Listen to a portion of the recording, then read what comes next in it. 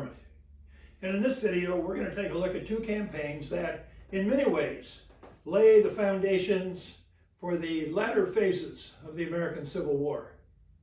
In the first case, the campaign for Nashville, Tennessee, which brought an end to the career of Confederate General Hood, as well as an end to the army that he had commanded.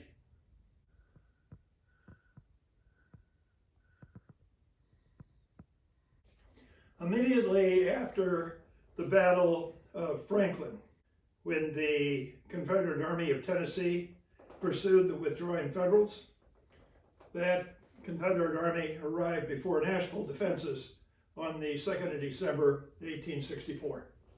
General Hood soon realized that assaulting the 55,000 Federal soldiers manning the city's well-prepared defenses was simply not feasible.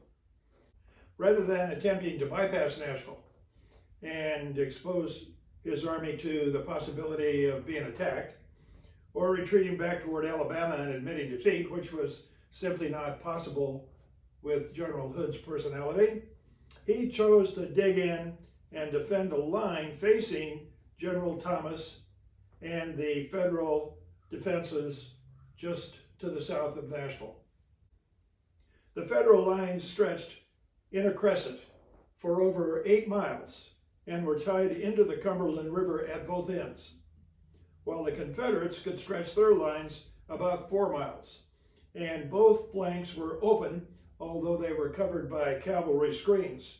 General Hood's plan was to invite General Thomas to come out of his fortifications and attack, and once the Union Army had been ground down against those rebel defenses, General Hood intended to counterattack and occupy the city. General Thomas insisted on being fully prepared before launching his attack, while Washington became impatient and began pressuring him for action. President Lincoln had developed little patience for slow generals and was heard to remark, "This seems like the McClellan and Rosecrans strategy of doing nothing and let the rebels raid the countryside." General Grant intended to take personal command of offensive operations in Nashville if General Thomas didn't get moving. A serious ice storm on the 8th of December delayed the Federal assault, but once mobility was restored, General Thomas opened the battle with a diversionary attack on the right flank of the rebel line. General Grant had reached Washington, intent on coming on to Nashville, when he learned that the battle had started, and he then returned to the Federal Army. The opening assault was conducted the morning of the 15th of December by 3 regiments of United States colored troops who had previously served as garrison soldiers or railroad guards, plus an infantry brigade described by their commander as new conscripts, convalescents, and bounty jumpers. So that was a regimental commander not impressed by the quality of his troops. The rebels stopped that attack, and they sent the Federals back to their starting point, where they remained for the rest of the day, firing long range at the rebels. In mid-afternoon, General Thomas launched his main attack on the Confederate line in 2 parts. Once positions on the left had been captured, a frontal assault drove the rebels back to new defensive lines before the action stalled with nightfall. The Federal plan for the second day opened with another attack on the Confederate right, but this time in much greater strength, forcing General Hood to shift troops to that flank. Union cavalry was particularly active on the rebel left and behind the lines, and when the Federals overran a portion of the Confederate line in late afternoon, the whole defensive line began to disintegrate and was rolled up by Union troops. What remained of the Confederate Army began to retreat back to Franklin, with wild rear guard actions fought in a driving rainstorm throughout the night. The rebels crossed the Duck River at Columbia, destroying the bridges behind them, and thus stopping the Federals as their pontoon bridges had to be brought up, and the pursuit could not be resumed for almost a week. General Hood crossed the Tennessee River on his own pontoon bridges, and after taking it up, he continued on south although Union cavalry captured his supply wagons to include that bridging material.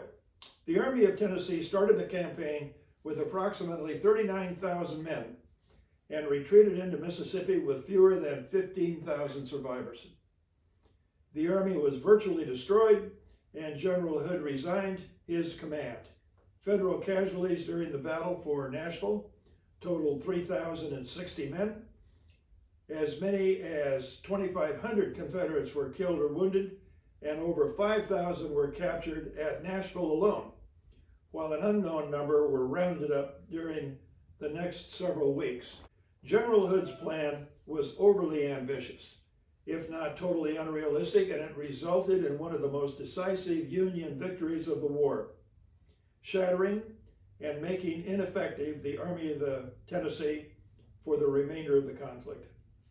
Going into the battle, Union General Schofield provided this assessment of the Confederates, and he wrote, "I doubt if any soldiers in the world ever needed so much cumulative evidence to convince them that they had been beaten."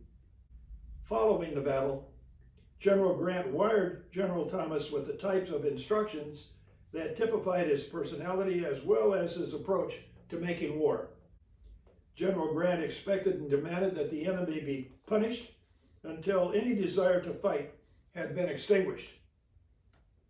And he wrote, "Push the enemy now and give them no rest until he is entirely destroyed. Do not stop for supplies, but take supplies from the country, just as the enemy has done. Much is now expected."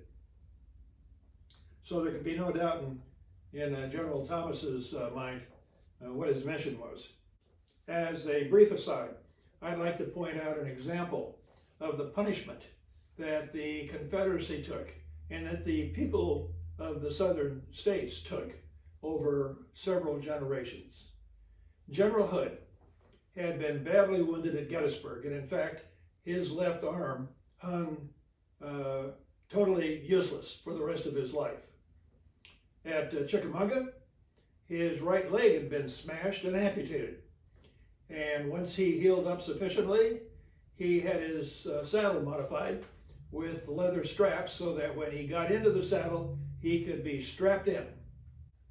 Following the war, he settled in New Orleans and raised a family. And he had a series of commercial catastrophes, going broke several different times. And in fact, about a decade following the end of the Civil War, Hood died in a yellow fever epidemic. He died about 2 days after his wife and eldest daughter had passed away. And when he died, he left behind 9 poverty-stricken, orphaned children, an example of the multi-generational punishment that people in the South were forced to accept following the end of the Civil War. At roughly the same time as the Battle of Nashville unfolded, so too did the final campaign in the Shenandoah Valley take place.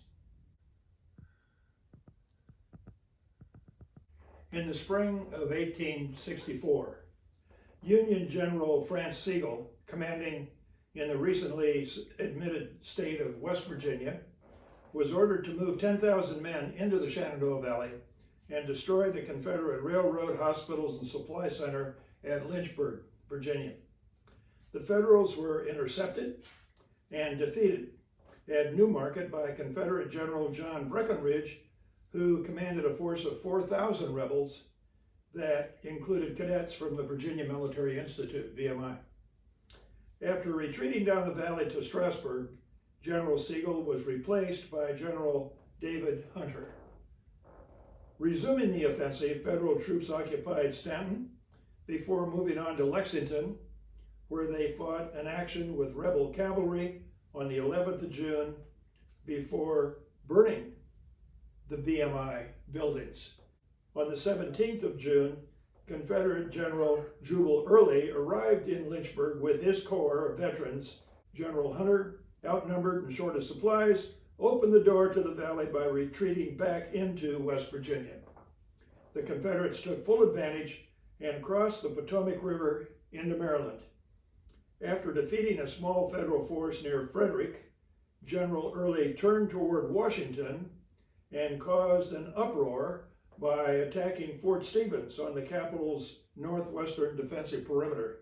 In fact, the defenders of Washington, D.C. were confident that General Early could not break in through those defenses, which were very extensive.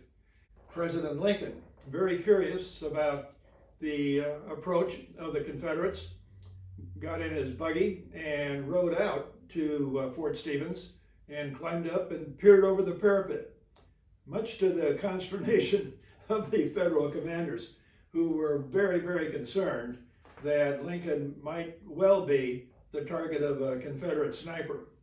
Even though the Federals were confident that General Early did not have a large enough outfit, didn't have the muscle required to actually get into the federal defenses around Washington, D.C., they nonetheless rushed additional reinforcements to Washington, and with that, the Confederates turned around and returned to the Shenandoah Valley. But on the 24th of July, Confederate General Early again surprised federal forces at Winchester and crossed the Potomac a second time to occupy Chambersburg, Pennsylvania. The federal army gathered itself up and began to move to confront him, which caused the Confederates to prepare to move back into Virginia. But before he recrossed the Potomac back into the Shenandoah Valley, he burned the town, supposedly in retaliation for Union destruction. But in fact, because local merchants were unable to pay the $500,000 ransom that had been demanded by the rebels. At that point, General Grant replaced General Hunter with General Phil Sheridan, a cavalry officer that Grant knew very well and had a lot of confidence in. And General Sheridan had instructions to clear the valley once and for all. When President Lincoln had appointed General Grant the commander of all United States armies, he was confident that he and General Grant were in lockstep concerning how to prosecute this war. And General Grant's orders to General Sheridan gives a demonstration of their attitude toward finishing up the rebellion. They were both committed to defeating the Confederacy, and they both knew that total war was now required to win. The Shenandoah Valley was a major source of supplies for the rebels, and the president and his commanding general agreed that in addition to pushing the Confederate army out of the valley, it was time to destroy the region's ability to support the government in Richmond and the rebel armies in the field. General Grant received the following message from the president: Sheridan and Early are facing each other in a deadlock in the Shenandoah Valley. Could we not pick up a regiment here and there to the numbers of, say, 10,000 men, and quietly but suddenly concentrate them at Sheridan's camp and enable him to make a strike? This is but a suggestion, wrote President Lincoln. General Grant did not receive that sort of communication as a suggestion. The next day, General Grant replied to the president's message by saying he would see Sheridan and arrange what was necessary to enable him to push Early, that is, the Confederate General Early, out of the valley. It seems to me it can successfully be done, wrote General Grant. 3 days later, he arrived at General Sheridan's headquarters near Harper's Ferry, where an observant sergeant noted, "I hate to see that old cuss around. When that old cuss is around, there's sure to be a big fight on hand." So he knew something about General Grant's history.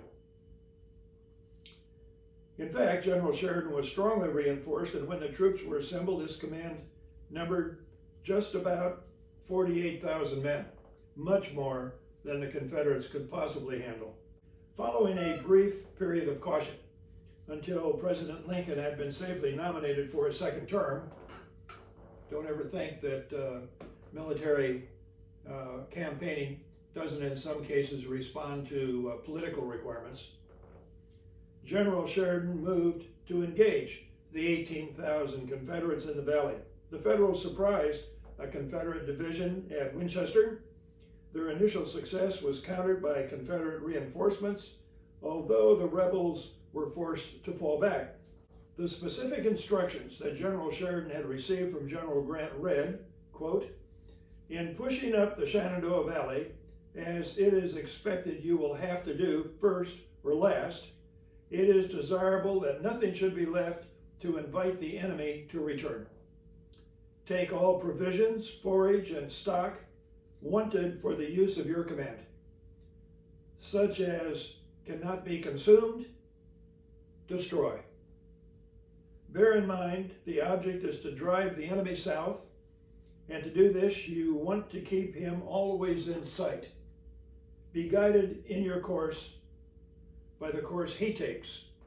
After General Sheridan moved back down the valley, he reported that he had destroyed over 2,000 barns filled with wheat, hay, and farming implements, over 70 mills filled with flour and wheat, driven in front of the army over 4,000 head of stock. And General Sheridan wrote, "I will continue the destruction. When this is completed, the valley from Winchester to Staunton, 92 miles, will have but little in it for man or beast." A correspondent traveling with General Sheridan's army wrote, "The atmosphere from horizon to horizon has been black with the smoke of 100 conflagrations. The completeness of the devastation is awful. Hundreds of nearly starving people are moving north. Our trains are crowded with them." Trains in the sense that the supply trains following the Federal Army. Another journalist noted that the refugees were left so stripped of food that I cannot imagine how they can escape starvation. So the Federals were intent on cleaning out the Shenandoah Valley once and for all. And thus ended the final campaign in the Shenandoah Valley, the breadbasket of the South. It was absolutely critical from the Federals' point of view to destroy the produce and the farming in the Shenandoah Valley, and they did it with a vengeance.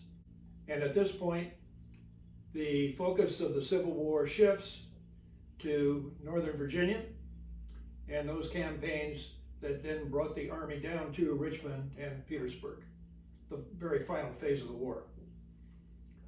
We'll begin that process in the next video, and until then, God bless the United States.